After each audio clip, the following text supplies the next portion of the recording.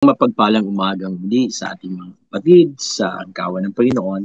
Narito muli tayo pang mag-aral ng salita ng Panginoon. Ang ating pong pag-aaralan ay patungkol sa buhay na kasiyasiya mula sa Diyos. At sa oras na to, hiniling ko po na sa natin ang ating Biblia sa mga aklat ng Salmo, Kabanata 23, talatang 5. Pero yung dulo lang halos ang ating pagtutunan. Sabi niya dito, pinaghanda mo ako ng salo-salo at nakikita pa nitong mga kalaban ko at sa aking ulo langis ay binubuhos, sa aking saro pagpapalay lubos-lubos.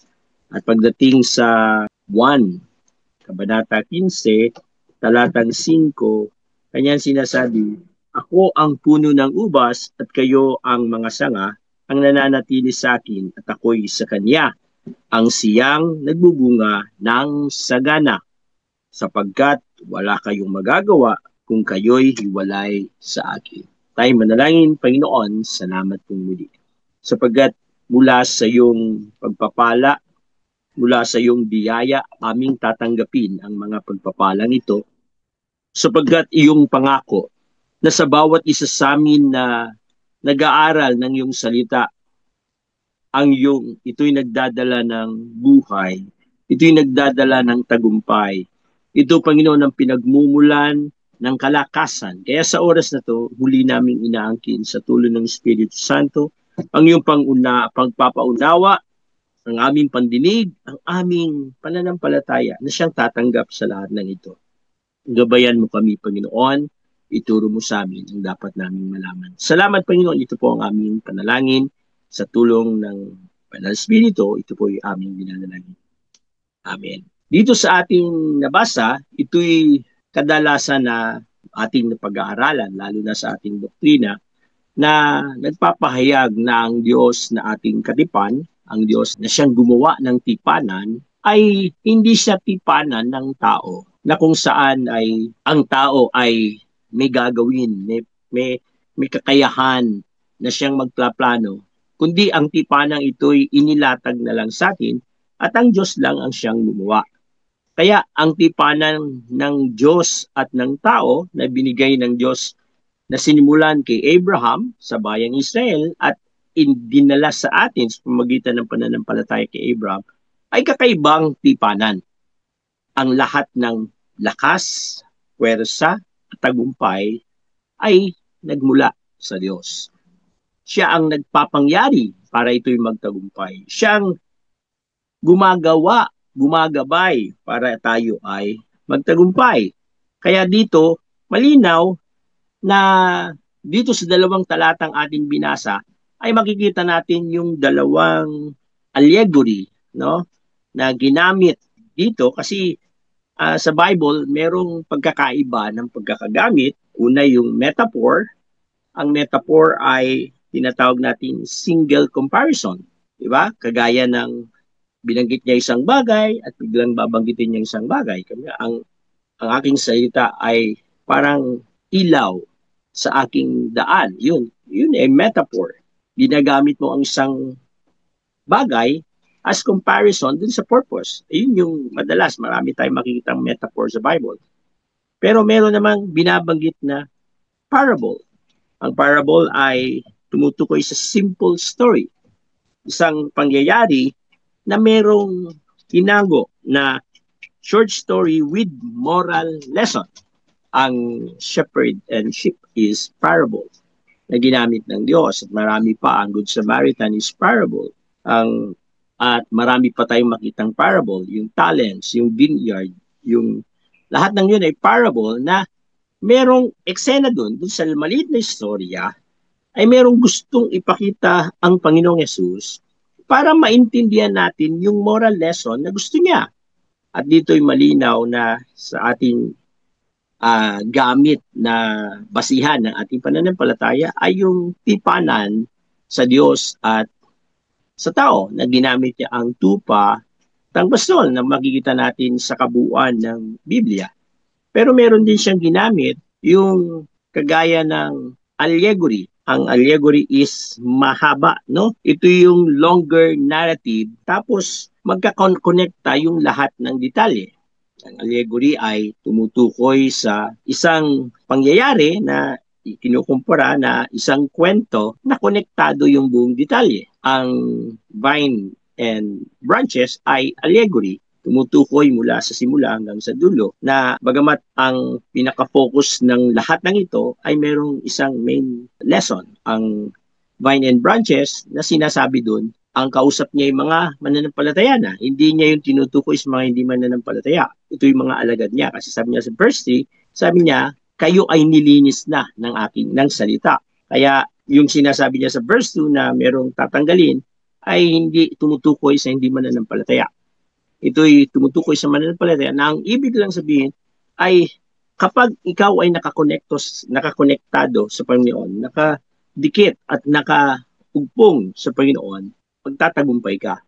Yung buhay mo ay magiging mabunga, mapagpala, at yun ay hindi dahil sa ating kakayanan, hindi dahil sa ating galing ng pagsunod, kundi nakakonekta tayo sa Panginoon na siyang tumutukoy dun sa covenant na kapag ang tipanan ay sinunod at nagpasakop tayo sa tipanan, magtatagumpay tayo.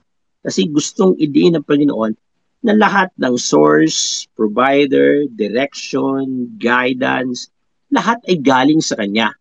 Bagamat may kakayahan tayong mamili, pero inilatag na ng Panginoon yung dapat nating piliin na walang iba kundi siya. At sa bagay na to, makita natin yung malaking kaibahan ng human effort saka yung God's effort. Sa God's effort, nilatag niya na yung best. Sa human effort, namimili tayo kung anong best. Pero dahil sa kakayahan natin, dahil sa kainaan natin, hindi lahat ng napili natin best, ay yun yung best. Kaya nga, dapat nating makita na bakit ko ginamit yung parable at metaphor kasi gusto nating ipakita paano bang magkaroon ng buhay na kasiyasiya. Maraming pagkakataon, pinagtatalunan to ng maraming tao. Paano magkaroon ng buhay na kasiyasiya? Madalas, inahanap nila to sa maraming bagay. Madalas, pagdating nila dun sa buhay na yon, ay lalo lang silang nalulungkot. Kagaya ng isang kwento na yung mga nagtatrabaho sa abroad, bakit sila nagplano magtrabaho sa abroad? Bakit nila sinakripisyo yung kanilang mga ari-arian, yung kanilang pera, para makapag-abroad lang at makapagtrabaho sa abroad? Ang isang dahilan, gusto nilang maging kasiyasiya yung kanilang buhay. Kasi pag nakapag-abroad sila, kikitasan nila malaki at may bibigay nila yung pangangailangan ng pamilya dahil doon sila isasaya. Pero hindi niyo po ba napansin maraming mga nag-abroad na hindi naman sila naging masaya, maliban lang kung kasama nila yung buong pamilya. Yun palang pag-alis mo, na ang purpose mo para maging kasiyasiya, yung palang pag-alis mo, isang torture na yun, isang pahirap na yun. Hindi mo, paano mong tatanggapin na iwanan mo ang pamilya mo ng ilang taon para makapagtrabaho ka doon. Na sa pagkakataon na yun, yung purpose mo na maging kasiyasiya, ang siyang nagdala pa ng sobrang hirap, sobrang lungkot. Pero nung ikay babalik na, doon mo pala nakita, ang hinahanap mong kasiyasiya ay yung bagay na iniwanan mo. Yung bagay na pinagpalit mo. Ang daming mga kapatiran natin o mga tao na nag-abroad pero hindi lahat tumanggap ng kasiyasiyang buhay. Bagkus, yung lungkot ang dala nila. No? Kaya sa ngayon, pagkita natin, paanong matanggap yung pangako ng Diyos na kasiyasiya dun sa John chapter 10 verse 10 at maging dito sa mga binanggit natin, yung buhay na may kasiyahan, kasapatan. Paano yun makuha? Marami kasing pinagmumulan ang lahat ng ito. Bakit ba nasa-satisfied na? Bakit ba natutuwa ang tao? Ba't ba siya naggagala? Paano ba nagkakaroon ng kasiyasiya? Iba-iba yung pananaw ng tao dito. Pero dito, may tatlong bagay tayong papansinin na mga pinagkukuwanan ng kasiyahan ng tao. Mga pinagmumulan ng kasiyahan ng tao. Yung unang dalawa, ito yung bagay na hindi totoo at yung uli, ito yung totoo na nagbibigay ng kasiyahan. Unahin natin, sabi niya dito sa una ay yung tinatawag nating kayamanan. Maraming tao, majority ngayon, pag tinanong mo paano siyang sasaya, ang laging nasa isip ng tao, kayamanan, pera. lumaki ang kita, lumaki yung sahod, o makapulot ng pera, o manalo sa loto, o sa anumang betting game. Yun na yung pinaka-focus ng tao.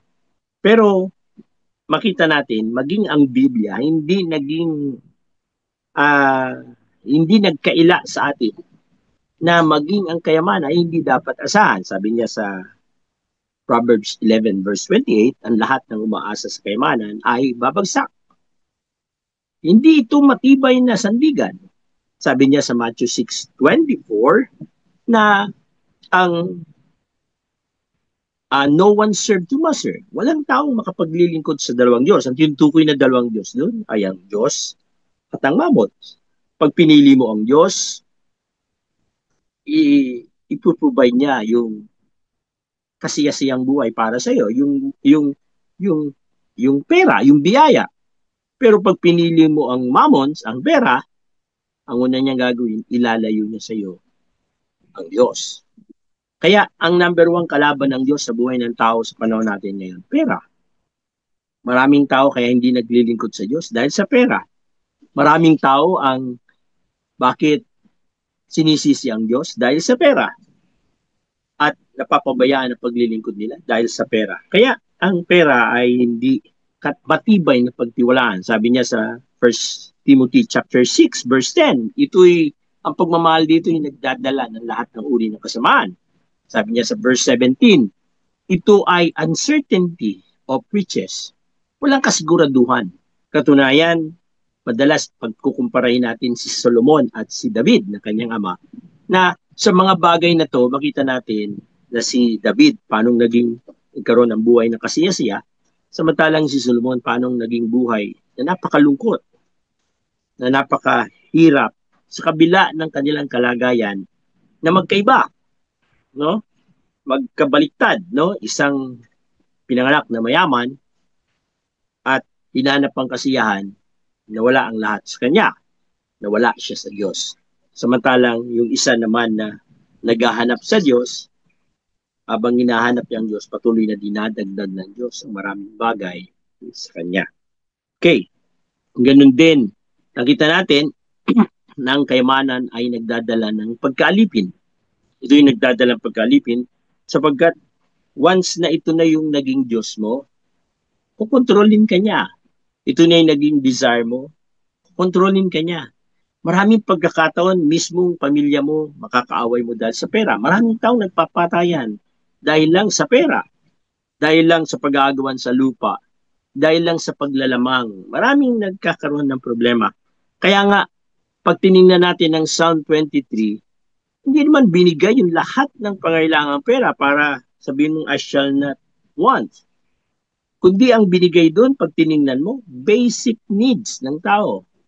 Magkain, inumin, comfort, preservation, righteousness, protection, provision, mga basic needs. Pero sabi niya, wala na akong hanapin pa. Binigay na ng Diyos ang lahat ng bagay sa akin. Kaya sabi niya doon, natitiyak nung author na si David na lahat ng bagay ay nasa kanya. Kung pupunta naman tayo sa Ecclesiastes, makita naman natin, lahat ng bagay sinisisi niya. Maging pag-ikot ng mundo, maging paglipat ng lupa, pagsikat ng araw. Sa kabila ng meron siya sa lahat ng bagay, hindi siya masaya.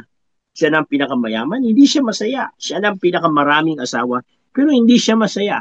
Hindi rin nagkaroon ng kasiyahan, yung napakaraming niyang pleasure, mga kalayawan, mananayaw, mga manunugtog, mga alak, mga bulaklak, garden. Sa kabila ng lahat ng ito, hindi siya masaya. Kaya dalawang tao na magkaiba na hinanap dito yung lahat ng bagay para siya sumaya pero lalo itong nawala. Samantalang yung isa, hinanap niya lang ang pagsunod sa Diyos pero lahat ay nagdala ng kasiyahan. Unti-unti, itinaas siya ng tinaas na ito'y si Haring David. No? Kaya anong kaiba nung I shall not want tsaka I do not want? Ang sabi dito, I shall not want.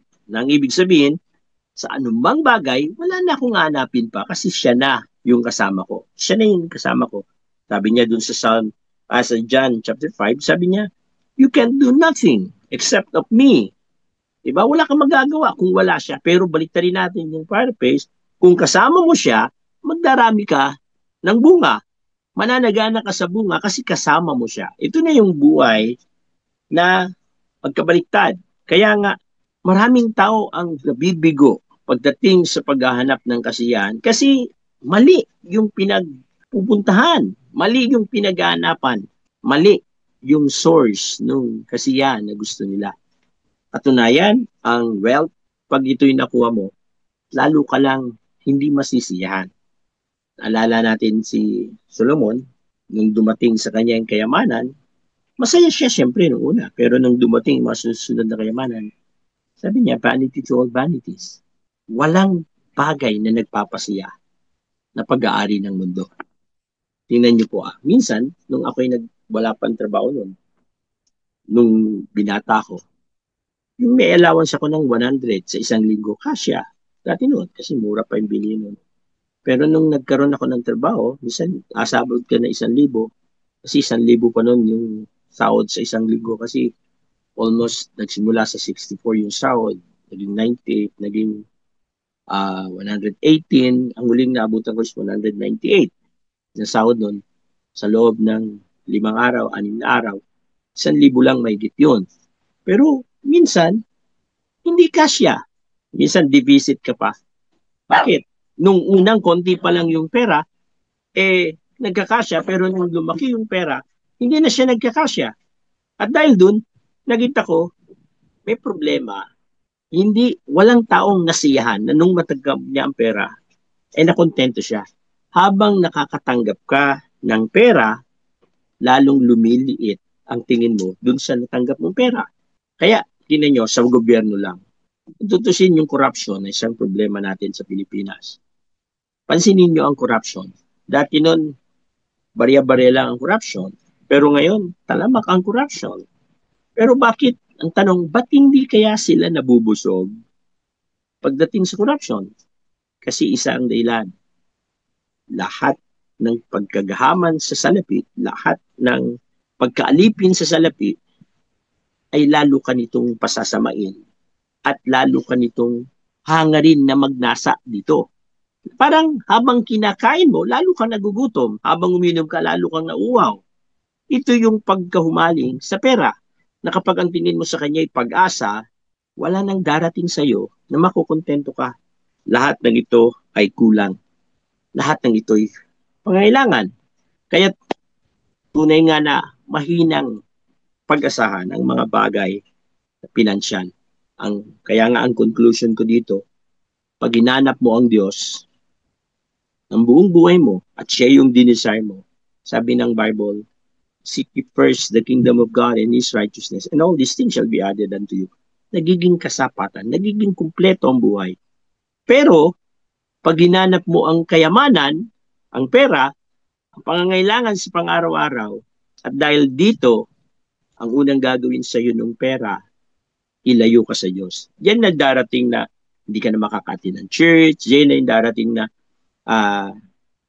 kontrolado na tayo ng pera. Kaya, wag mangyari sa atin yun. Dapat makita natin sa umpisa pa lang na inaalok tayo nito. Sa umpisa pa lang na sarap tayo dito.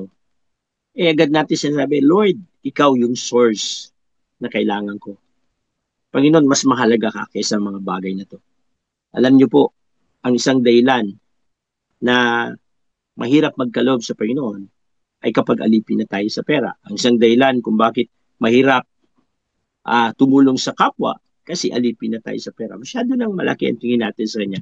Pero kapag ang puso mo'y na-in-love sa Panginoon, maging yung babaeng balo, kaya niyang ibigay sa Panginoon yung natitirang sa kanya. At dahil doon, sabi ng Panginoon, yung pagpapala ay masigit na ibibigay sa kanya. Pangalawa, na maling pinagkukuhanan ng bagay ay yung kalayawan sa mundo. Yung pleasure ng mundo. Ang mundo'y nag-aalok ng mga temporal na bagay na pansamantalang kalayawan. Yung flesh, nagdi-desire.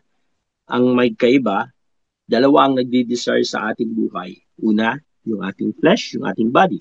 Pangalawa, yung ating soul, yung ating spirit. sa dalawang bagay na to, pareha sila nagdi-desire. Ang dinidesire ng katawan ay yung bagay na kasiyahan, bagay na karangyaan, bagay na nagpapasaya sa kanya.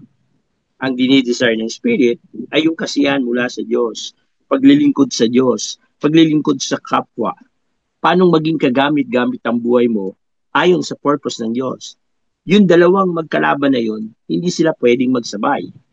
Hindi pwede kung nakafocus tayo dun sa isa, kasama mo, mawawala ang attention mo sa isa. At kung nagpunta ka naman sa kabila, mawawala attention mo sa kabila. Dito sabi niya sa Psalm, makita natin doon na my cup overflow. No? Yung aking saro ay inaapawan. Paano bang ang isang saro dito sa metaphor na to? Anong saro na naapawan? Bakit siya umapaw? Nang ibig sabihin, yung satisfaction naroon, yung kasiyahan, yung kasapatan naroon. Pero bakit may mga cup na hindi nag-overflow kahit buusan punto ng buusan? But may mga cups na mga kahit nadagdagan mo ng dagdagan, parang hindi napupuno. Yun ay wrong source ng kasiyahan. Yun yung pleasure. Tingnan nyo po. Si Solomon, sinubukan niya magkaroon ng maraming pera. Pero nung dumating, lalo lang siyang nauwaw dito. Dati nasisiyahan na siya sa ganitong halaga, pero kalaunan hindi na yun masaya, kaya kailangan niya na mas malaki. Katunayan, sinira yung kanyang relasyon sa kanyang sinasakupan. Ang panalangin sa Pinoon, give me wisdom and understanding for ang purpose nun ay para dito sa mga taong nasasakupan ko na ipinagkatiwala mo sa akin. Yung unang concern niya, paano maging mabuti siyang hari para sa mga mamamayang Israel. Pero pansinin niyo sa dulo ng buhay niya, tinaas niya ang tax. Tinaas niya, pinahirapan niya ang tao sa pagbabayad ng tax hanggang nag-aklas na yung iba't ibang parte ng kanyang bayan. Nag-aklas sa taas, sa baba, sa east, west. Nagkasama dun si Jeroboam, kung di ako nagkakamali. Kaya nga nung mamatay si Haring Solomon, si Roboam ay kinausap nila, pababain mo yung binigay na paratang na tax na binigay sa amin ng iyong ama, maglilingkod kami sa inang tapat. Ang payo ng mga matatandang counselor, payagan mo para sila'y maglingkod sa iyo. Pero nung kinausap niya yung kanyang mga kabataan na counselor, mga kaibigan, sabi niya kung yung tatay mo naging maigpit, mas lalo kang magigpit. At yun ang pinili niya at kaya unan nahati ang Israel. Yung 10 tribes umiwalay, yung 2 tribes na iwan. At dahil dun, nagkaroon ng dalawang bayan. Ang Israel na naging masama, malayo sa Diyos, at ang Judah na naging bayan ng Diyos. No? Ang pangyayaring yun ay nagdala ng maling desisyon. Yung Solomon na ang concern niya ay mapasaya ang tao, siya pala ang naging dahilan para pahirapan ng tao dahil sinubukan niyang hanapin yung kasiyahan dun sa pleasure. Sinubukan niya rin sa mga babae. Makita natin, 1,000 yung kanyang asawa, pero nakakalungkot. Sabi niya, siyang pinakamalungkot. Katunayan, namatay si Solomon na malungkot. Na ang buong Ecclesiastes ay tutukoy sa parang buhay na malungkot, buhay na naninisi. Sinisisi niya ang lahat ng bagay. Sinasabi niya, walang kabuluhan ng lahat ng bagay. If you sulat ng isang taong bigo sa kanyang buhay. Kaya dito, naging modelo si Solomon sa negative na paraan. Na kapag tayo'y naghahangad na yumaman, naghahangad na maging masaya, huwag mong, sabi doon sa Ecclesiastes, huwag mo nang tularan si Solomon kasi ang dulo niya ito. Pero makita natin yung sibling sinabi sa tipanan na sabi niya, kapag ang Panginoon ang iyong pastor, wala ka nang pangangailangan pa. Bibigay niya lahat, sariwang pastulan, batis na payapa, ibibigay niya proteksyon, kasiyahan, righteousness, lahat yun nakalatag. Kaya sabi niya, maging yung aking mesa ay pinupuno mo ng hain, sa gitna ng aking mga kaaway, at pagkatapos sabi niya pa doon, yung aking ulo'y pinapahiram mo ng langis at ang aking saro ay inapawan. Ito'y nagbabanggit ng katunayan ng pakipagrelasyon sa Diyos ay may kasiyahan. Hindi usapan kung gaano kalaki ang pera mo, hindi usapan kung ano yung kakayahan mo. Ang usapan, ano yung kakayahan ng Diyos na pinili mo na pagbigyan ng panahon, pagbigyan ng paglilingkod. Mga kapatid, marami sa atin gustong sumaya, pero totoo ba na hinahanap natin yung tamang paraan paano masaya? O natutulad tayo kay Solomon na sinusubukan pa natin yung sinubukan niya na nagdala lang ng kalungkutan sa kanya. Hindi po tayo against sa pera, hindi tayo against sa mga pleasure, sa mga kasiyahan. Pero wag po nawang makita natin na nandun ang buong kasiyahan. Wala po doon. Nasa Panginoon. Ito'y pag-aari ng Diyos. Kaya nga kakaiba ang tipanang ginawa ng Diyos. Hindi ito tipanan na kailangan mong mag-isip, gumawa ng paraan, gumawa ng diskarte, nagkaroon ng innovation, paano mong mapasaya ang Diyos. Hindi po ganun yun. Ang totoo, ang tipanang ginawa ng Diyos, kailangan mong isuko yung buong buhay mo. Kailangan mong hanapin yung nais niya. Kailangan mong alamin ano yung gusto niya at hayaan mong gawin yun sa buhay mo. Doon pa lang nagiging matagumpay ang tipanan. Kasi si Jesus ang Panginoon ang siyang nagtatrabaho at siyang nagpapakumpleto ng tipanan. Sabi niya doon, kung hindi ka nakakabit sa akin, wala kang magagawa. Walang mangyayari sa iyo. Kaya mali yung source. Kaya si David, makita natin, dinesire niya ang Diyos mula pa lang sa pagiging pastol niya. Makita natin kung paano siya nagtitiwala sa Diyos. Kaya kahit may leon, may oso, yung tiwala niya sa Diyos, protektado siya. Kahit yung pamilya niya, i-outcast siya, siya pa rin ang pinili ng Diyos.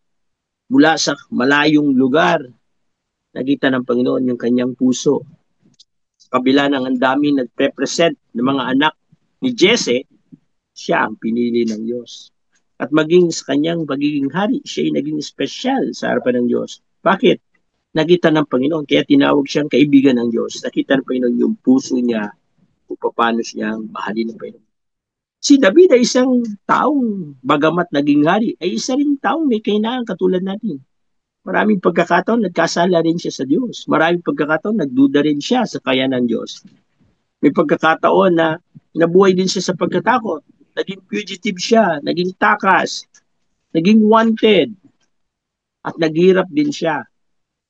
Pero ang isang maganda, kailanman babalik at babalik siya sa Panginoon. Kasi yun talaga ang tunay na mahal niya. Nawa, mga kapatid, makita natin, tutularan ba natin si Solomon o tutularan natin si David? Si David, na pinili ang Diyos, sa kabila ng kanyang kahinaan, bumabalik siya sa Diyos. Solomon, nakasabila ng kanyang katalinuhan, mas pinili niya ang mundo, ang kalayawan, para pasayahin yung sarili niya. Pero lahat nangyari, binaliktad ng Diyos. Kaya, mga kapatid,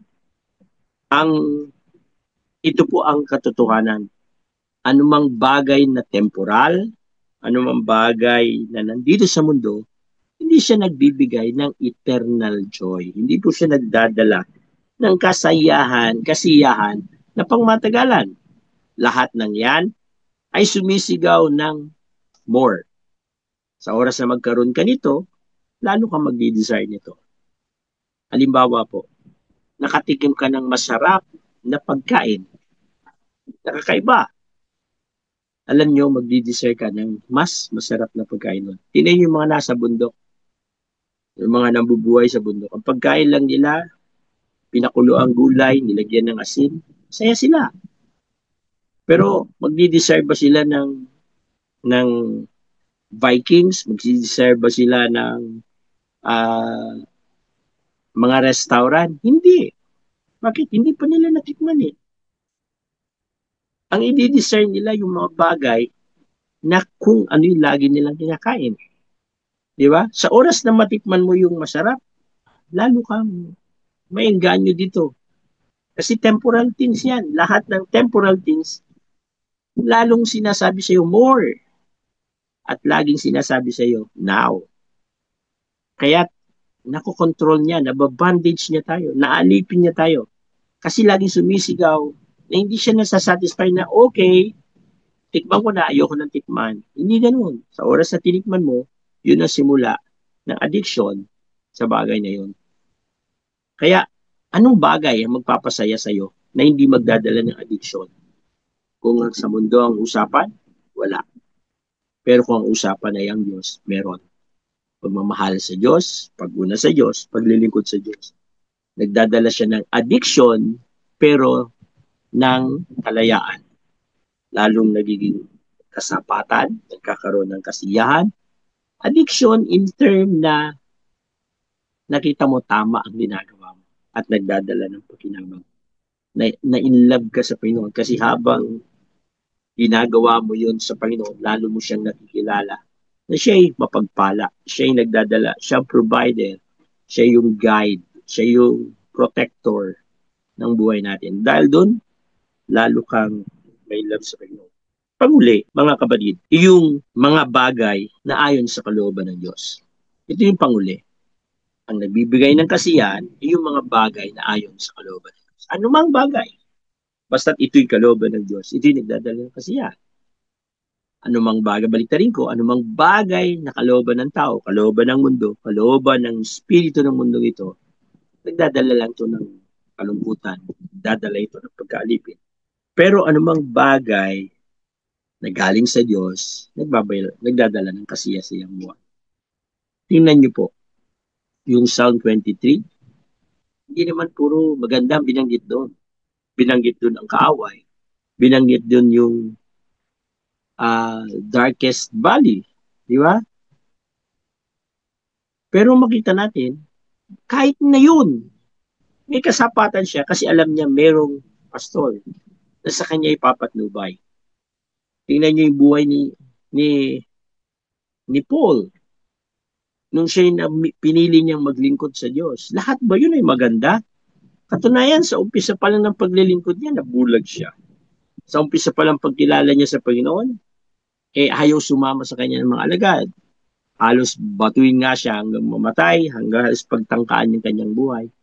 Pero yun na yung pinili niya. Pero kalaunan, makita natin, part yun para mas maintindihan niya yung buhay at para mabuksan niya yung mga gagawin pa ng Diyos sa kanya. At dahil dun, kita natin ang pagpapala ng Diyos. Tinanggap niya hanggang kauli-ulian ng kanyang buhay. Hindi siya nagsisi sa paglilingkod sa Panginoon. Ang naging kasiyahan niya, paano siyang pasalamatan at paglingkuran. Ganun din, maging si Jose, nung sinabi ng Diyos, ang plano ng Diyos sa kanya, sinubukan niyang mabuhay na ayon sa kagustuhan ng Diyos. Pero sa kabila ng lahat ng yun, hindi naging maganda ang dating sa kanyang mga kapatid. Kaya kinainggitan siya, pinagbili siya, pinawang alipin, pinahirapan siya, pinagbintangan. Lahat ng yun ay negatibo. Pero dahil nasa Panginoon siya, lahat ng yun ay daanan pala ng pagpapala sa kanya. Kaya sabi niya sa mga kanyang mga alagad, mga kapatid, nung natatakot na sila pag mamatay si Jacob, baka siya ay parusaan. Sabi niya, yung inyong hangarin, ako'y pahirapan, ginamit ng Diyos para ako ay pagpalain. Ang ibig sabihin, kahit negatibo yan, dahil pinili mo ang Diyos, matnilais mo ang Diyos, ang dala niya ay positibo. Nagiging kasiya-siya ang bagay na yan. Nagiging pagpapala. Alam nyo, itong kahanga-hanga sa ating Diyos na pinaglilingkuran, hindi nakasalalay sa negative o positive yung kasiyahan ng tao. Kahit negative yan, pwede ka sumaya. Kahit positive yan, pwede ka sumaya. Pero sa mundo, pag negative yan, 100% di ka masaya. Pag positive yan, nalululun ka lang sa pagkaalipin. Walang bagay na dinadala ang mundo na nagbibigay ng habang buhay ng kasiyasiyan. Lahat yan ay temporal, pero parang may lason sa dulo na nagdadala ng kalungkutan at pagkaalipin. Kaya salamat sapagkat meron Diyos na kaya niyang pasayahin ka, hindi ayon sa lugar na kinalalagyan mo, hindi ayon sa katayuan mo sa buhay, hindi ayon sa kagalingan mo, kundi ayon sa pananampalataya mo sa Kanya, ayon sa pakikipagtipan mo sa Kanya. Pag pinili mo siya, nakatali ang Diyos para kapagpalain. Kapag sinunod mo siya, nakatali ang Diyos para patunayan sa iyo at sa mga taong nakapaligid sa iyo na dapat magkaroon ka ng buhay ng kasiyasiya. At yun yung kagandahan. Ang Diyos para ka mapagpala, para tayo mapagpala, pumayag siya na magpakababa. Pumayag siya na halos maging kapantay natin. Sa tipanan, hindi tayo tapat, siya tapat. Hindi siya nagkulang kailanman. Kaya nga, anumang bagay na sa ating maranasan, hindi ka malulungkot kapag kasama mo ang Diyos. Bakit? Kasi lahat ng bagay ay dapat tanggapin. Sabi niya sa 1 Thessalonians 5:18, ipagpasalamat mo lahat ng bagay sapagkat yaon ay kalooban ng Diyos. Kapag anak ka ng Diyos, wala nang bagay na darating sa iyo na hindi magbibigay ng kasiyahan kasi mas pinili mo ang Diyos. Ganun din sabi niya sa Romans 8:28 na all things work together for good to those who love Him. Pag minahal mo ang Diyos, pag inuna mo siya, lahat ng bagay susunod mo sa iyo. At dun yung masaya tayo sapagkat ang biyaya ng Diyos hindi lang nasa isang side, sa lahat ng sides ng buhay natin. Nasa likod natin, nasa harapan natin, nasa gilid. Anumang piliin mo, basta tiyak na nasa tipanan ka, tiyak na nagpapasakop ka sa tipanan, habulin ka ng biyaya. Yun ang sabi niya sa verse 6. Habulin ka nito, pagpapalain ka ng Panginoon. Kaya nga, tayo nagpapasalamat sapagkat merong Diyos na siyang sa atin ay gumabay. Meron tayong dakilang pastor na siyang sa atin ay pumapatnubay. Kaya sa ating pagtatapos, mga kapatid, nakita natin yung tatlong source. Yung una, kayamanan. Nawa, huwag tayong magpaalipin dito. Part lang siya ng buhay. Good servant siya, pero hindi very poor master siya. Hindi siya dapat nagiging master ng buhay natin. Pangalawa, pleasure. Pang-temporal, pang-physical na katawan to, pang-katawan. Pero lahat ng bagay na pang-katawan, hindi nagbibigay ng eternal na kasiyahan, kundi pansamantala.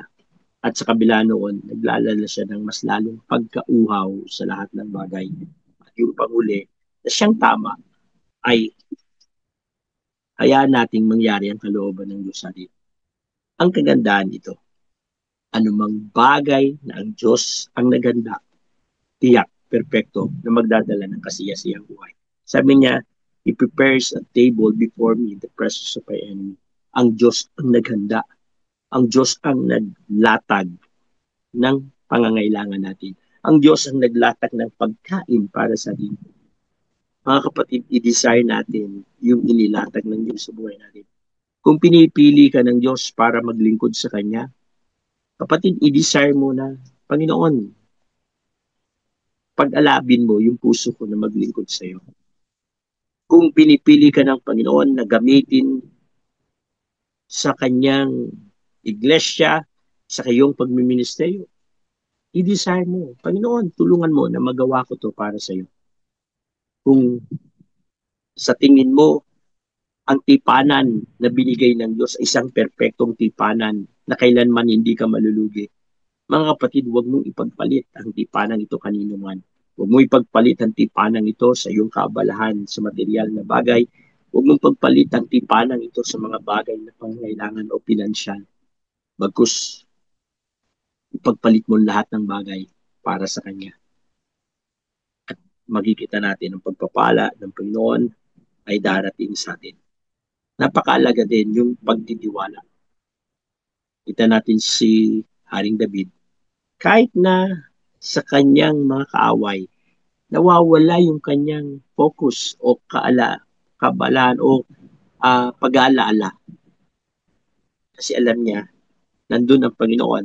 At ang gusto ng Panginoon, mag-focus siya dun sa biyayang kanyang inihanda. At huwag dun sa kanyang kaaway. At mga kapatid, yun po yung maganda sa Panginoon.